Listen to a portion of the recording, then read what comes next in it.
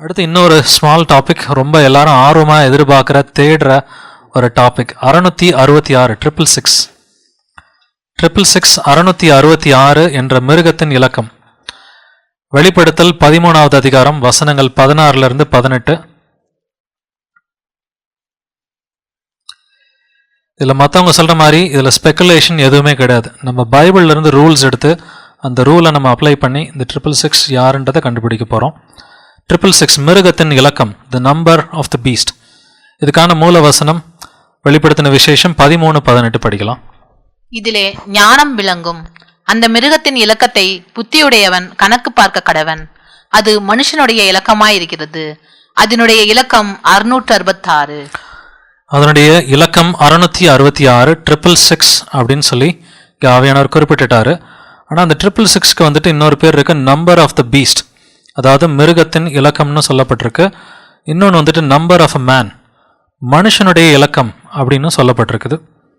So இப்போ இந்த 666க்கு இன்னொரு அடையாளத்தையும் கொடுத்துருக்கிறார் ஆவியானவர். வெளிப்படுத்தல் 14-11 படிக்கலாம். அவர்களுடைய வாதையின் புகை சதா காலங்களிலும் எழும்பும்.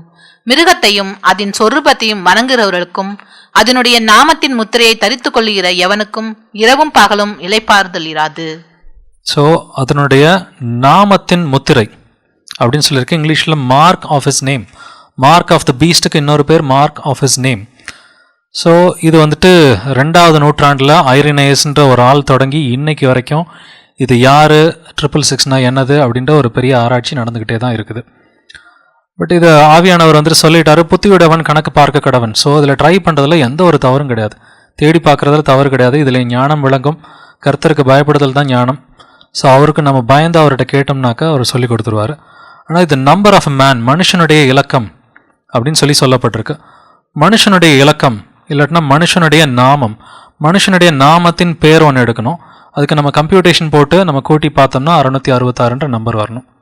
அதுதான் இதுக்கான ரூல். ஸோ இது மனுஷனுடைய நாமத்தின் இலக்கம், இல்லாட்டினா இங்கிலீஷில் the number of the name of a man. சரியா புரியலன்னா ஃபஸ்ட்டு ஒரு நேம் ஆஃப் த மேன் எடுக்கணும், ஒரு மனுஷனுடைய பெயர் எடுக்கணும். அந்த மனுஷனுடைய பேர் எடுத்து அதுக்கு ஒரு நம்பர் போட்டோம்னா அது 666 வரணும். எப்படி இந்த நம்பர் வந்துட்டு போடுறது? இன்றைக்கி ஒபாமா தான் 666, பார்கோடு தான் 666, இந்த சிப்பு வைக்கிறாங்க, என்னென்னமோ வந்துட்டு சொல்கிறாங்க.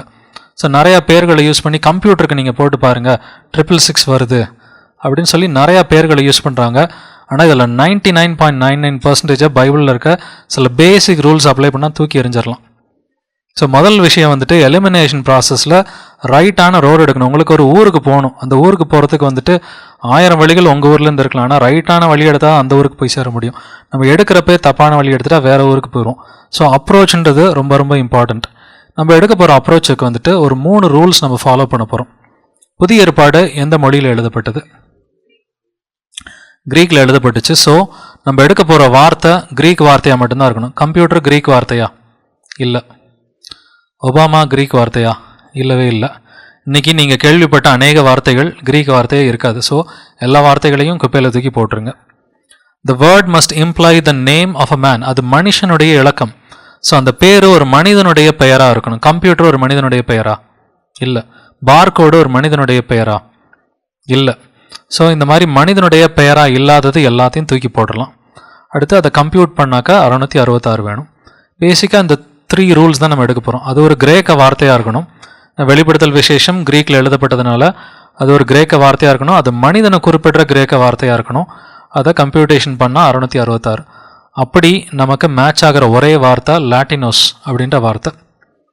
இந்த லாட்டினோஸ்ன்ற வார்த்தை இங்கிலீஷ் ஸ்பெல்லிங்கில் நம்ம எழுதியிருக்கலாம், பட் இது ஆக்சுவலாக ஒரு கிரேக்க வார்த்தை. இந்த லாட்டினோஸ்ன்ற வார்த்தைக்கு நம்ம அந்த 3 ரூல்ஸை அப்ளை பண்ணி பார்க்கலாம். இது ஒரு கிரேக்க வார்த்தையா? ஆமாம், கிரேக்க வார்த்தை தான். இது ஒரு மனிதனை குறிக்கிற வார்த்தையா? ஆமாம், இது மனிதனை குறிக்கிற வார்த்தை தான். இதோட English translation the Latin man. இதுதான் இதோட ரைட்டான English translation, the Latin man. இதுதான் லாட்டினோஸ் அப்படின்றது அந்த Greek terminology.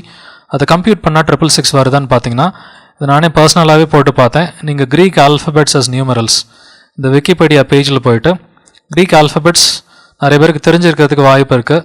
கிரீக்கில் alpha, beta, gamma அதெல்லாம் நம்ம சொல்லுவோம்.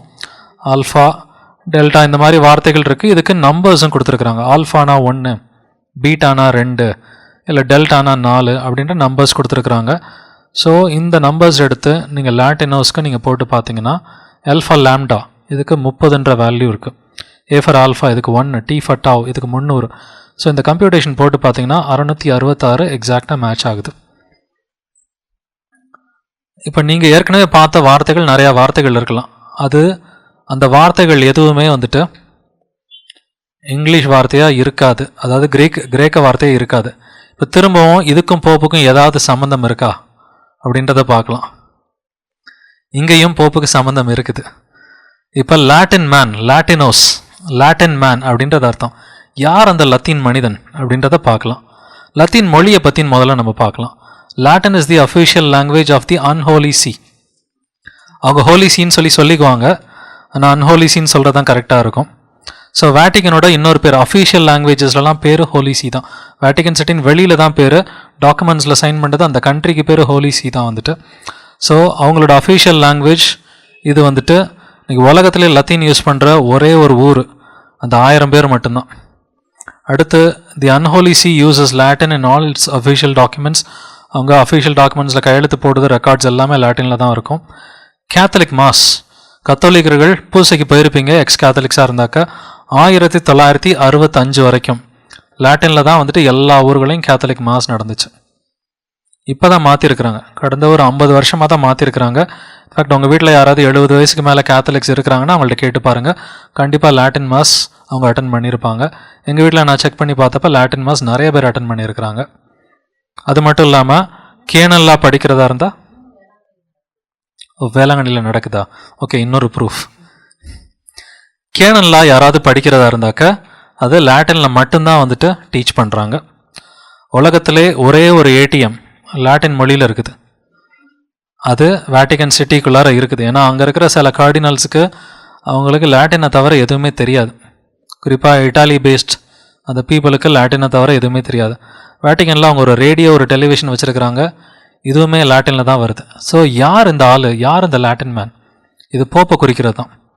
Pope is the Latin man. அந்த லத்தீன் பேசுகிற மக்களோட தலைவர் யார்? லத்தீன் பேசுகிற மக்களோட தலைவர் வந்துட்டு போப்பு தான். ஸோ எங்கே பார்த்தாலும் நீங்கள் 666 இல்லை மார்க் ஆஃப் தி பீஸ்ட் இல்லை முதலாம் மிருகம், இரண்டாம் மிருகம், எல்லா இடத்துலையும் ஒரு கேத்தலிக் கனெக்ஷன், ஒரு போப்புக்கும் வேட்டிகன் சிட்டிக்கும் பேப்பசிக்கும் ஒரு கனெக்ஷன் இருந்துக்கிட்டே இருக்கும். So Pope is the Latin man. இப்போ போப்பு தான் லாட்டின் மேனாக இருக்கிறதுனால அவன் என்ன பண்ணுவான்னா, அவன் நல்லா தந்திரமாக வந்து தசை திருப்பி விடுவான். எப்படி தசை திருப்பி விடுவான்னாக்க, அப்போஸ்டேட்ஸ் அப்படின்ற வார்த்தையை பாருங்கள், இதுக்கு 666 வருதுன்னு சொல்லுவான். பட் நீங்கள் அந்த பேசிக் ரூல்ஸ் 3 ரூல் அப்ளை பண்ணிங்கன்னா அது கிரேக்க வார்த்தையாக இல்லை, தூக்கி குப்பையில் போட்டுடலாம். ட்ரெடிஷன்ற வார்த்தையை பாருங்கள், இது ஒரு கிரேக்க வார்த்தையாக இல்லை. இட்டாலியன் சர்ச் இதுவும் 666 வருதுன்றான். இதுவும் கொஞ்சம் போப்போட கனெக்ஷன் இருக்குது. இட்டாலியன் சர்ச் போப் வந்துட்டு வேட்டிகன் சிட்டி ரோமில் தான், இட்டாலியில் தான் இருக்குது. த லாட்டின் கிங்டம் இதுவும் வந்துட்டு த லாட்டின் கிங்டம் 666 வருது. பட் ஈவன் தான் கொஞ்சம் டெம்டிங்காக இருந்தாலும் இதெல்லாம் விட்டுறணும். காரணம் என்னன்னாக்கா இது எதுவுமே வந்துட்டு கிரேக்க வார்த்தைகள் கிடையாது. அடுத்து ரோமன் கிங்டம், ரோமன் மேன், இது எல்லாம் ஹீப்ரூ லாங்குவேஜில் 666 வருது. ஆனால் ஹீப்ரூ லாங்குவேஜ் நம்ம பயன்படுத்தக்கூடாது. காரணம் என்னென்னா ரெவலேஷன் வெளிப்படுத்தின விசேஷம் எழுதுனது கிரேக்க மொழியில் எழுதியிருக்கிறாங்க. இன்னொரு ரொம்ப க்ளோஸ் செகண்ட்னு சொல்லலாம் இதை, விகேரியஸ் ஃபெலிடாய், விக்கர் ஆஃப் கிரைஸ்ட். லாட்டினில் விக்கர் ஆஃப் கிரைஸ்ட்டுக்கு விகேரியஸ் ஃபெலிடாய், இதுக்கு 666 வருது. இதுவும் போப்பு குறிக்கிறது தான். ஆனாலும் இந்த வார்த்தையை நம்ம பயன்படுத்தக்கூடாது. காரணம் என்னென்னா இது கிரேக்க மொழி கிடையாது. கம்ப்யூட்டர்ன்ற வார்த்தையை நம்ம பயன்படுத்தக்கூடாது, அது மனிதனை குறிக்கிறதும் கிடையாது, அந்த வார்த்தை கிரேக்க வார்த்தையும் கிடையாது. இந்த வார்த்தை நம்ம எங்கேருந்து கண்டுபிடிச்சோம்? நான் கண்டுபிடிக்கல, ஐரினேயஸ்ன்ற இது 2ஆவது நூற்றாண்டில் எழுதிட்டு போயிருக்கிறார். இன்றைக்கி இதை வெளியில் சொல்ல மாட்டேன்றாங்க, அதுதான் பிரச்சனையாக இருக்குது. ஐரினேயஸ் இவர் யாருனாக்கா அப்போஸ்தலன் யோவான், அவரோட சீஷர் பாலிகார்ப்னு ஒருத்தர் இருக்கிறாரு. அந்த பாலிகார்ப்போட சீஷர் தான் ஐரினேயஸ். ஸோ டைரெக்டாக அப்போஸ்தலன் யோவானோட வழியிலேருந்து இவர் வந்தவர். கிட்டத்தட்ட ஒரு 100 வருஷத்துக்கு அப்புறம் வாழ்ந்துருக்கிறாரு யோவான்லேருந்து ஆரம்பித்து. இவர் இந்த வார்த்தையை தான் வந்துட்டு 666 வார்த்தை அப்படின்னு சொல்லி அந்த காலத்தில் 1800 வருஷத்துக்கு முன்னாடி எழுதி வச்சிருக்கிறார். ஸோ யார் இந்த லாட்டினோஸ், யார் இந்த 666ன்னு பார்த்தீங்கன்னா இந்த லாட்டின் மேன் திரும்பவும் போப்பு தான், ரோமன் கத்தோலிக்க தலைவராகிய போப்பு தான் இந்த 666.